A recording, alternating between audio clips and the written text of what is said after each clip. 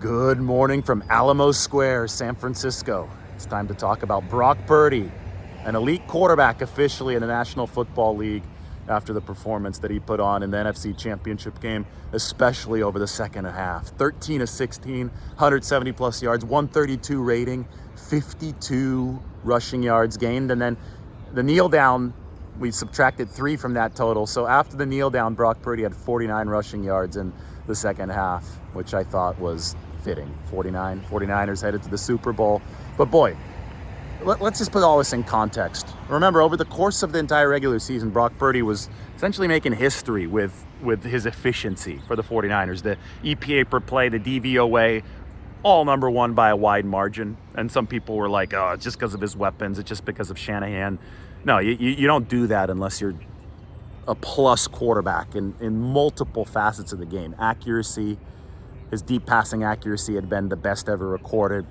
Obviously, I talked about his athleticism a lot. He's a very athletic quarterback. People don't give him enough credit for that. So that was all great because the numbers during the regular season, both from an accuracy and an efficiency perspective, were number one in football. But people wanted to see Brock Purdy deliver in the postseason. They also wanted to see him deliver when not everything was lined up as far as the 49ers leading games the whole way.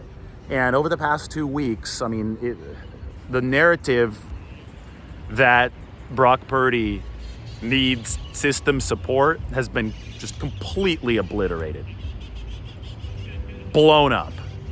Last week against the Packers was the start, right? 49ers down by a touchdown. Brock Purdy delivers on that final drive, and the 49ers win that game 24-21. But yesterday, I mean, it was a whole new level. They're down 17.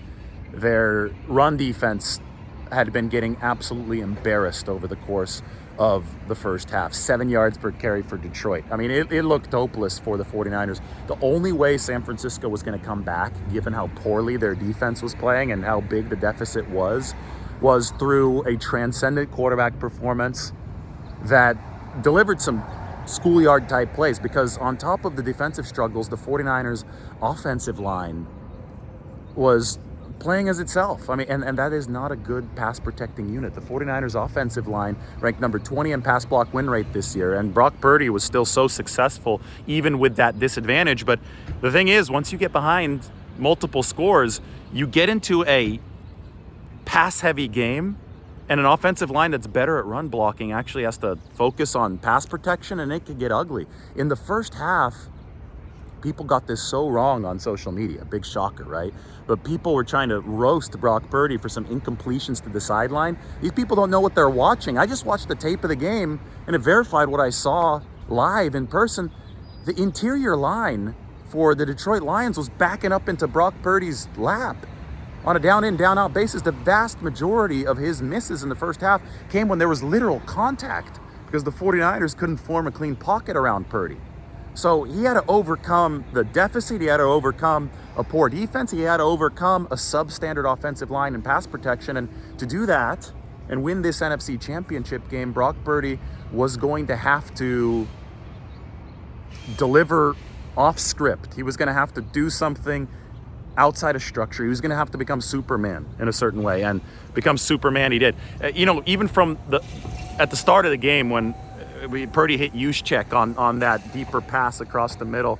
Juszczyk was the last read on the progression. Purdy, it was a naked rollout to begin with. That was scheme, but then he had to go off of schedule, step away from a couple pass rushers, move back to the middle of the field, step up in the pocket and deliver. That was a preview of things to come. Because in the second half, boy, he really did start moving. Even the touchdown to Brandon Ayuk on the short throw, right after the immaculate deflection, Brock Purdy moved off of his spot a couple yards and before throwing to Ayuk, threading that needle.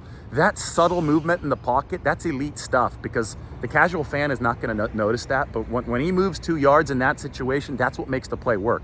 The window's not there until Purdy knows how to subtly manipulate the pocket, and that subtle manipulation bought the touchdown. Then you saw the runs. I mean, starting with the one where Brock Purdy would have scored a touchdown had he not run into Deebo Samuel. It looked like Steve Young on that play.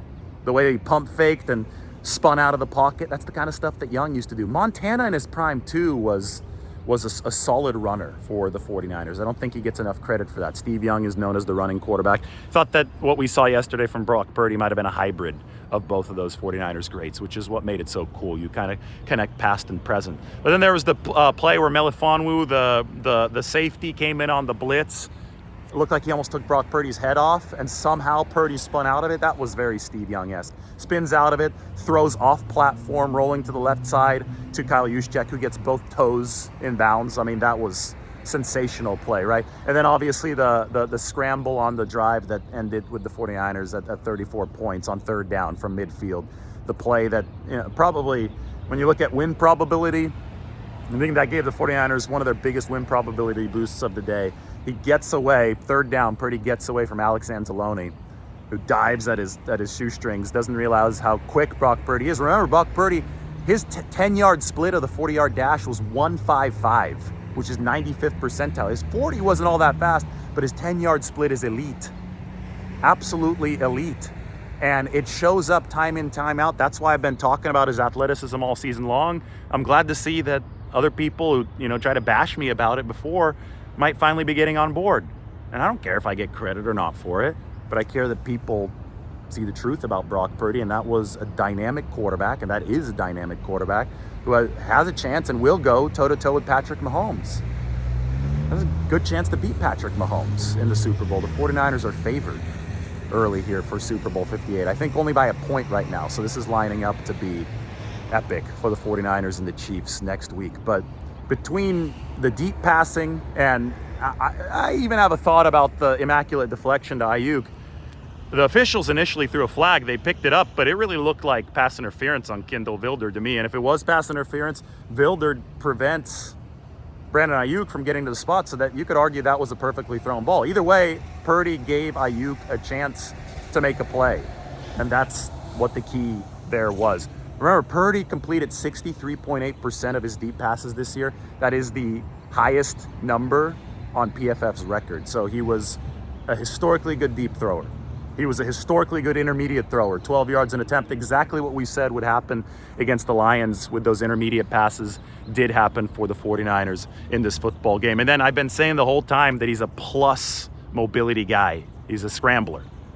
He can move in the pocket just with uncanny instincts, and then obviously with elite burst. He's got that elite short area burst. And yesterday, Purdy, his red sock got just totally ripped.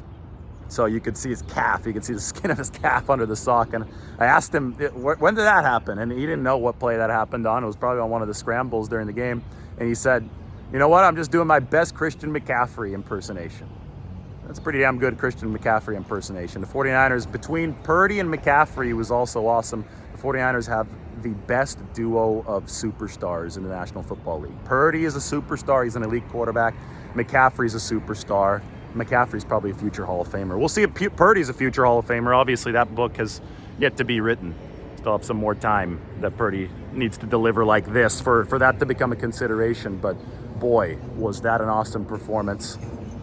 Anybody who doubted Brock Purdy was flat out wrong. I mean, you could spread that word right now. The evidence is all there. The evidence has been there, but people needed to see it in an NFC Championship game. They needed to see this comeback. And, as asinine as some of those needs were, they have now seen it. And Brock Purdy is at the top. Now he gets to play the final boss, Patrick Mahomes, in the Super Bowl against the Chiefs.